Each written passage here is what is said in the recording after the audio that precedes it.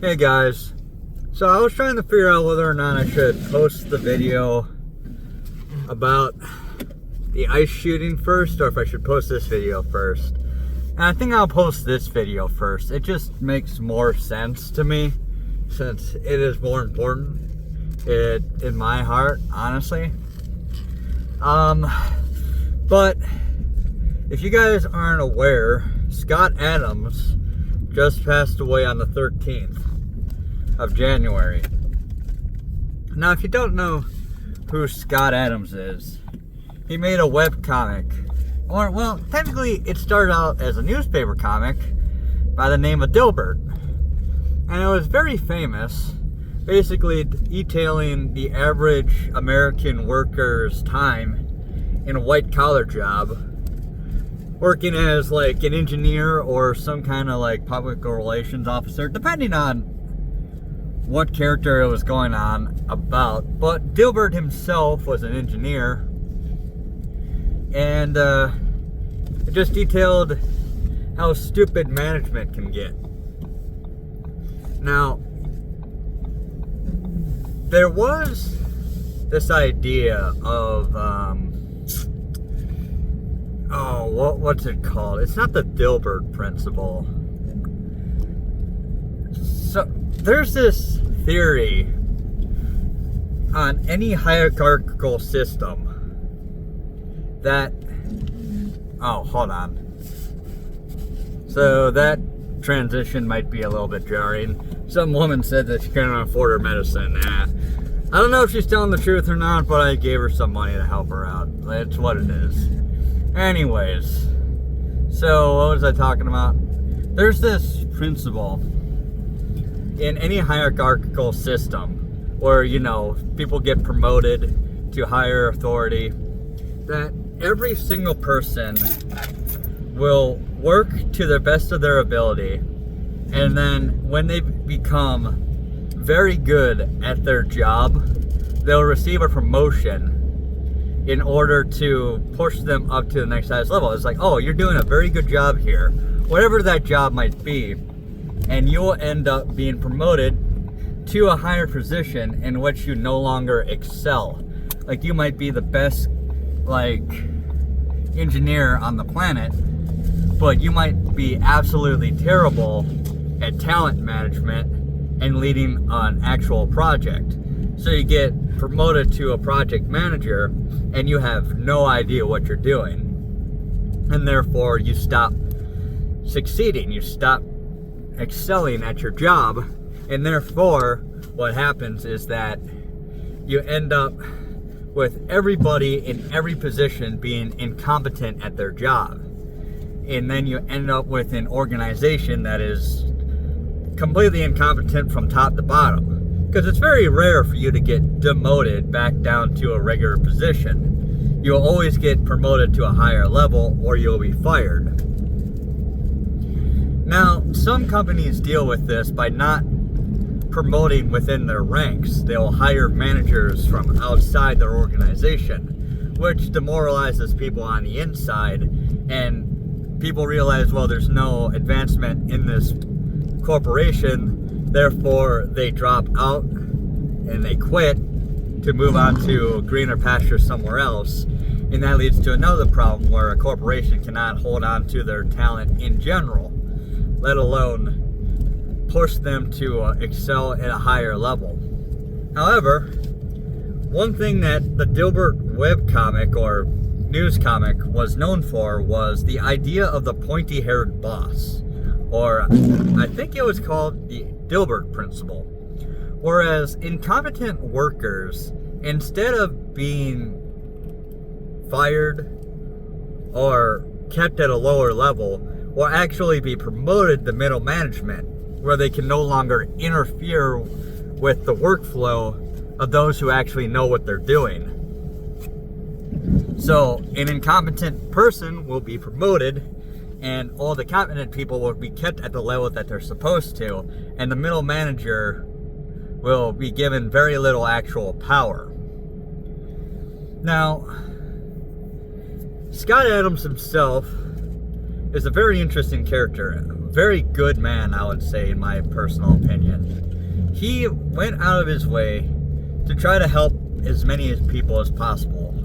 And he said, and this is where his controversy comes in, is that he said that he spent much of his life trying to fight against racism and trying to help people who come from lower social and economic classes in order to try to help them succeed in life. But he eventually realized that being racist or trying to elevate one race at the expense of other races isn't the way to go. So I've complained about it before, but there was this thing called affirmative action, where if somebody didn't get high enough scores to get into a good college, based on their race, if they were Hispanic or African American, black, they would be given leeway and allowed to enter that college anyways. However, these colleges have only a limited amount of slots for people to get in. Democrats believe that black people were too stupid to get onto college at their own merits, so they would let in students into high-end colleges who were not able to actually pass like the SAT or ACT at a high enough level to get into colleges like Princeton, Harvard, Duke, for example. And what would happen is that they would let in these students get into these colleges, and then they would reject both white students, but especially they would reject Asian students. Asian students are very well known to have high ACT, SAT scores and to do very well in high school and college in general. And the reason is that culturally, Asian parents have been known to be huge sticklers to push their children to do well in school, as they always push grades as the most important thing in a child's life, even more than social skills or stuff like that. Now, that is the stereotype, but stereotypes are based on realities. It might not be every Asian family that does that, but a lot do. So Asian students who are in the top 90%, the top 10% in the country, were being rejected from high-end schools for black students who might be in the top 30%, or some such like that. And it was racist, outright racist. Like, Asian students were being discriminated against, and like in cities like New York City, for example, Asian populations and Jewish populations have had a lot of issues with certain members of the black community, where like Asians and Jewish people were being assaulted in the street by like black criminals, and these black criminals would be let out again and again and again so they can go beat up more Jewish and Asian minorities. No, it wasn't the intention of the police to do that, but the courts and the police were being told to not prosecute these people because black people are oppressed, and therefore it is racist to uphold the law against them, and a whole bunch of other garbage like that.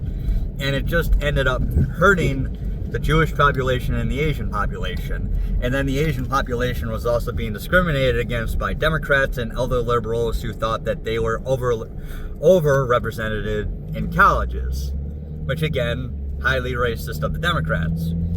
Scott Adams basically saw this and realized, all this like affirmative action stuff trying to help the black population at the expense of all other minorities isn't a good thing.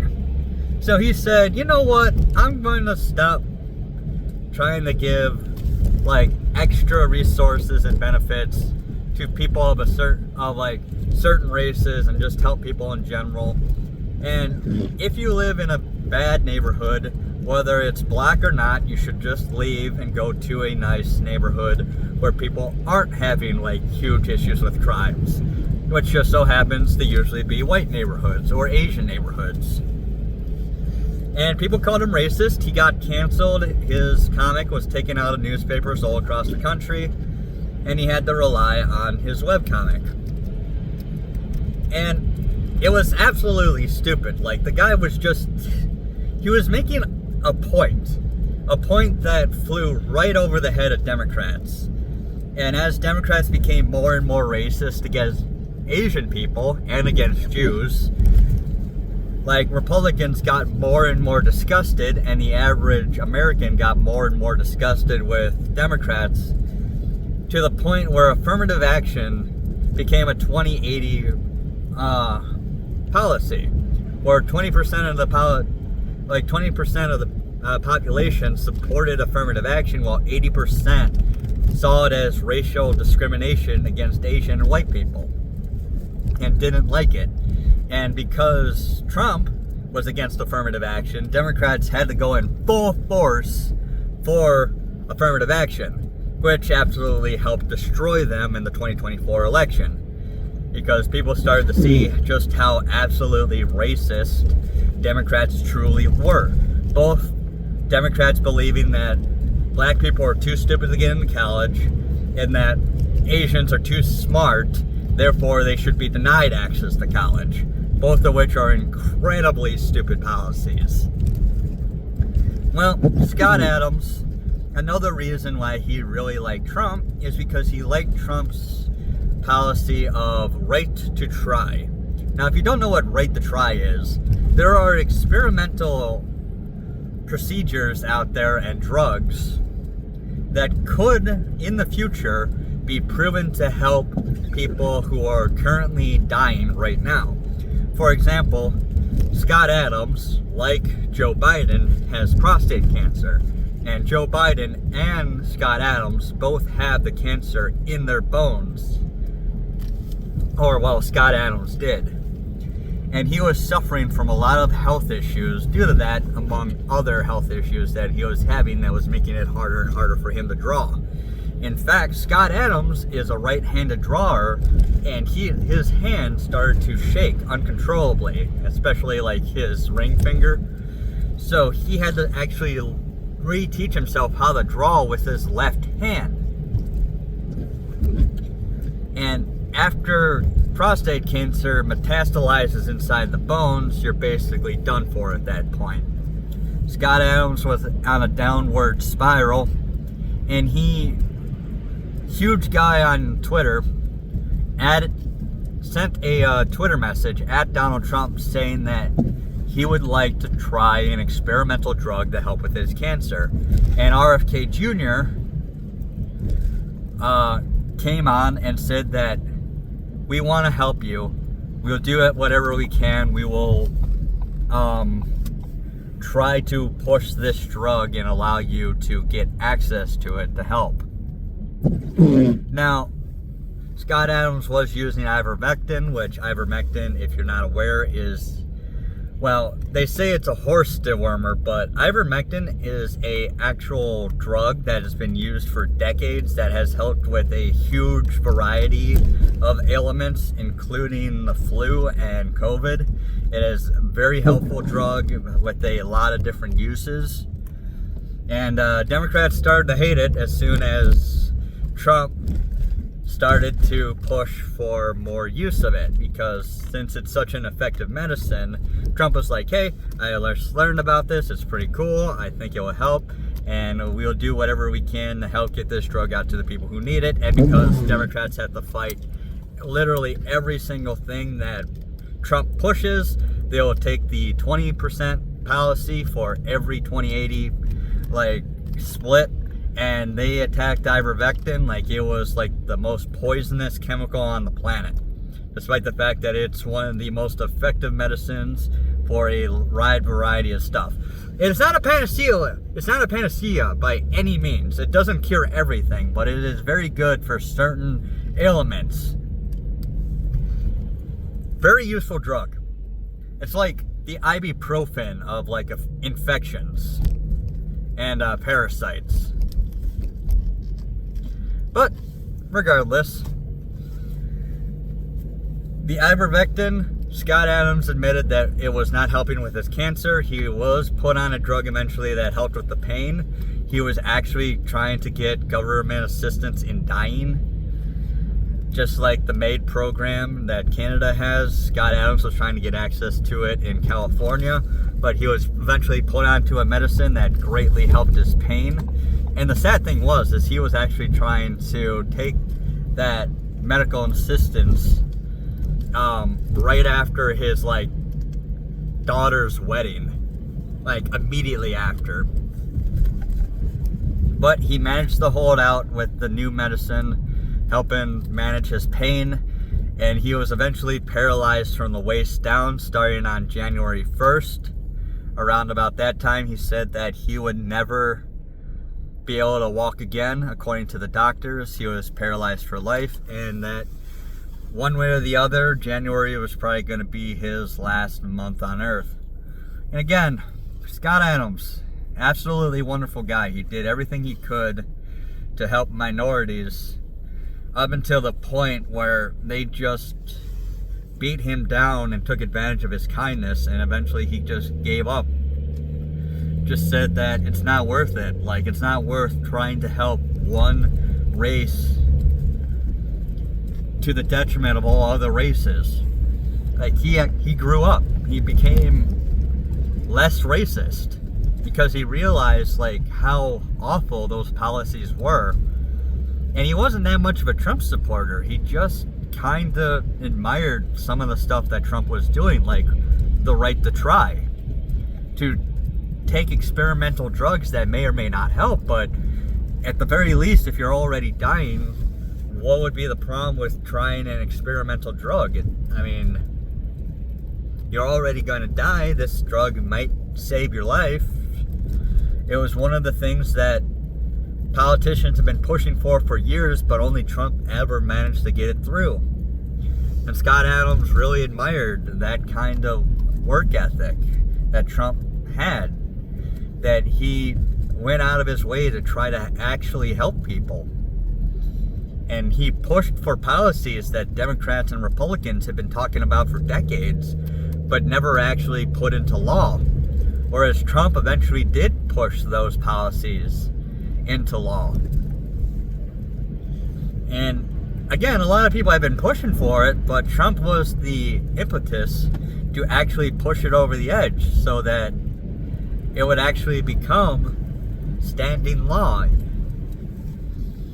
And well, I just want to say, rest in peace, Scott Adams. I know that there's Democrats and liberals and hateful people all over the country celebrating his death.